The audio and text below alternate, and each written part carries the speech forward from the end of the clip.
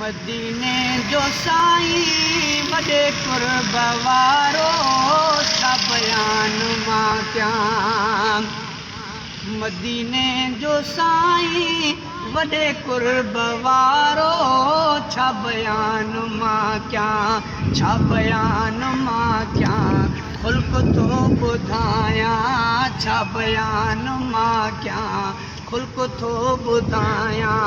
मदीने जो साईं वॾे कुर्ब वारो छा बयान मां कयां। हो ॿुधी हिकिड़ी औरत गंढड़ी खई आहे, रोकींदे माण्हुनि खे रवानी थी पई आहे। हो ॿुधी हिकिड़ी औरत गंढड़ी खई आहे, रोकींदे माण्हुनि खे रवानी थी पई आहे। मिलियो उन सां अरबी पढ़े कलमो प्यारो छा बयान मां कयां। छा बयान मां कयां ख़ुल्क़ थो ॿुधायां। मदीने जो साईं वॾे कुर्ब वारो छा बयान मां कयां। हो ईद जे ॾिहाड़े यतीमो रुनो आहे, साईं वठी अम्मा आयशा खे ॾिनो आहे। कर प्यारो हिन खे बणिजो सहारो छा बयान मां कयां। छा बयान मां कयां ख़ुल्क़ थो ॿुधायां। मदीने जो साईं वॾे कुर्ब वारो छा बयान मां कयां। ओ लश्कर यमन खां आहे मोकिलियो वियो, नुबूवत जो दाई गिरफ़्तार करियो।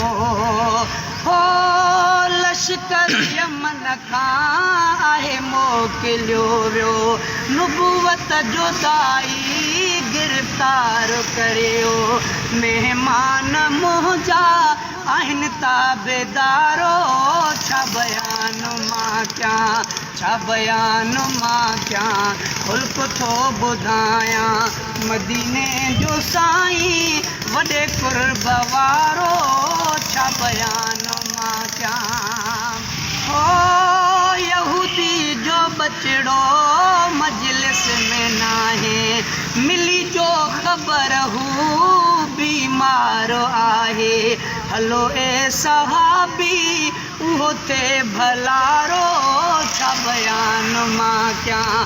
छा बयान मां कयां ख़ुल्क़ थो ॿुधायां।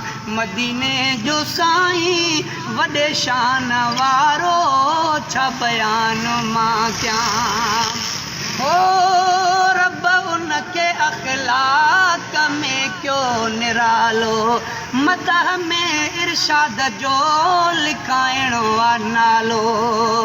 हो रब उनखे अख़लाक़ में कयो निरालो, मदह में इरशाद जो लिखाइणो आहे नालो। ॾींहं हशर जे मन ते गुज़ारो छा बयान मां कयां।